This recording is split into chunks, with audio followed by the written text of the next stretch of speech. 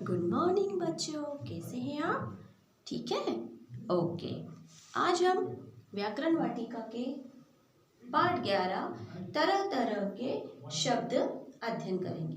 ठीक है, सब आप लोग सब अपनी बुक का पेज नंबर 72 ओपन करेंगे। क्या खोलना है? व्याकरण वाटिका का पेज नंबर 7 to 72। उसका पाठ का नाम है तरह तरह के शब्द। अब तरह तरह के शब्द क्या होते हैं? तरह तरह के शब्द वो होते हैं जिन शब्दों का अर्थ एक ही जैसा होता है, वह तरह तरह के शब्द कहलाते हैं, पर्यायवाची शब्द कहते हैं। जिन शब्दों का एक ही अर्थ होता है, एक जैसा ही अर्थ होता है, उन्हें तरह समान अर्थ वाले शब्द कहते हैं और उसको एक शब्द हम पर्यायवाची नाम से भी जानते हैं। तो समान अर्थ वाले शब्द की परिभाषा क्या हो गई? जिन शब्दों का अर्थ एक जैसा होता है वो समान अर्थ वाले शब्द कहलाते हैं, अर्थात पर्यायवाची शब्द कहलाते हैं। उन्हें हम पर्यायवाची शब्द के नाम से भी जानते हैं। जैसे सूरज, क्या है पहला शब्द? सूरज। सूरज को हम क्या कहते हैं? सूर्य भी कहते हैं ना। सूरज को क्या कहते हैं? एक और उसका क्या नाम है? सूर्य। ऐसे ही घर को हम क्या कहते हैं? ग्रह। क्या कहते हैं? घर को ग्रह भी कहते हैं, मकान भी कहते हैं। ठीक है। चांद को चंदा मामा, चंद्रमा। चांद को हम क्या बोलेंगे? चंदा, चंद्रमा। ये चांद के समान अर्थ वाले शब्द हैं, अर्थात इनको पर्यायवाची शब्द भी कहते हैं। ऐसे ही कुछ शब्द आपकी बुक में दे रखे हैं, जैसे आकाश। आकाश को हम क्या कहते हैं? आसमान। आकाश को क्या बोलेंगे? आसमान। बारिश। बारिश का क्या होता है? वर्षा। बारिश का एक समान अर्थ और क्या होता है? वर्षा। ऐसे बहुत सारे शब्द होते हैं जो उनका अर्थ एक ही रहता है, लेकिन हम उसको तरह तरह के शब्दों के रूप में इस्तेमाल करते हैं हर जगह।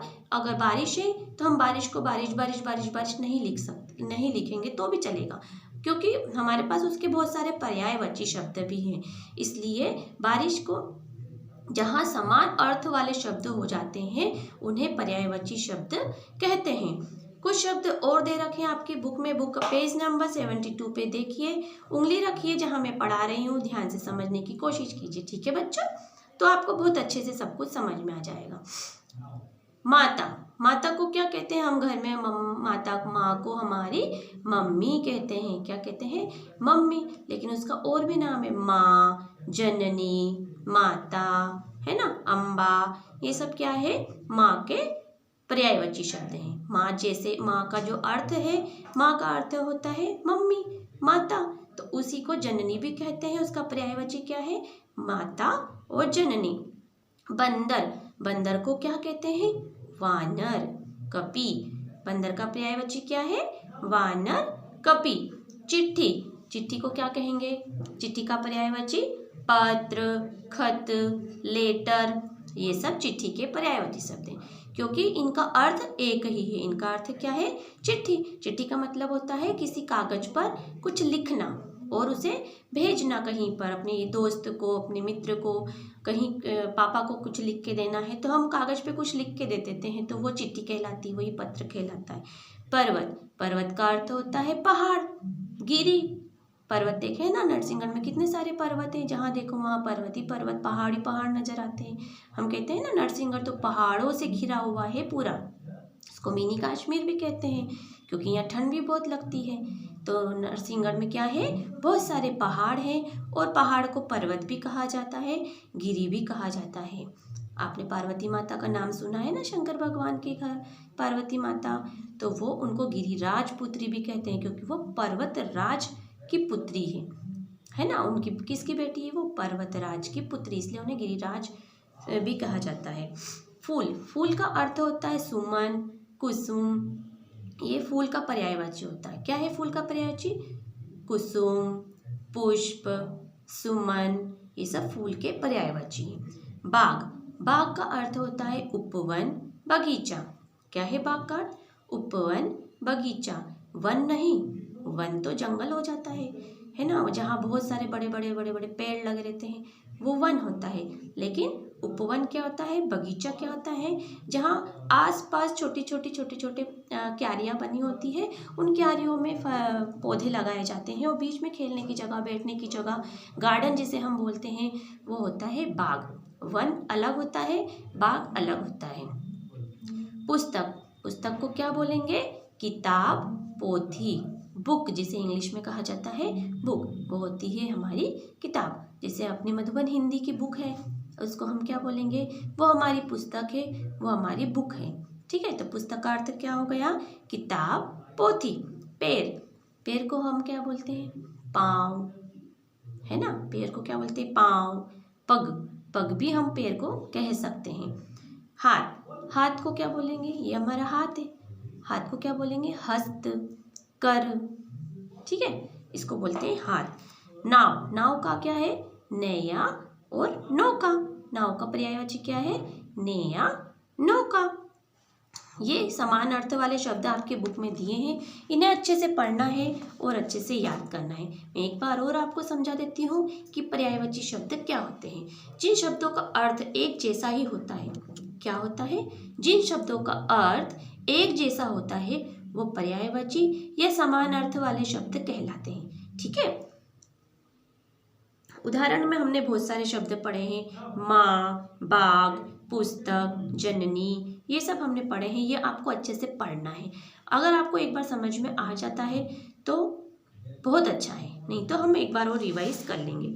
अब आपकी एक्सरसाइज है पेज नंबर 73। पेज नंबर 73 पे देखेंगे सब लोग, पेज नंबर 73, जहाँ आपकी ये एक्सरसाइज दे रखी है। ठीक है, ये आपकी एक्सरसाइज दे रखी है। इसमें कुछ शब्द दिए, समान अर्थ वाले शब्दों के जोड़े बनाकर लिखो।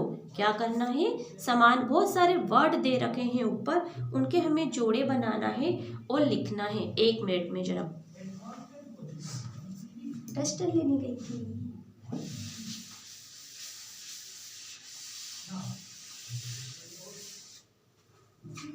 हमारी बुक में कुछ शब्द दिए हैं, माता,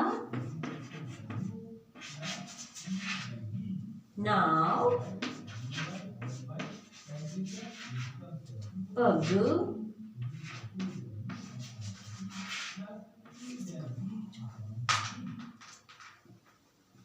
हस्त,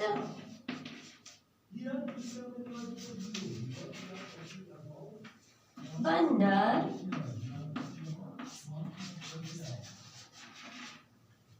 कपी,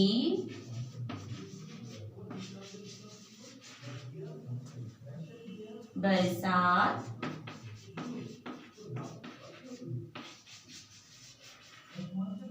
पाँव, कर,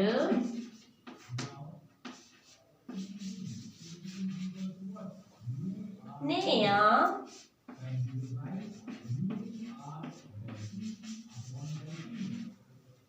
बारिश,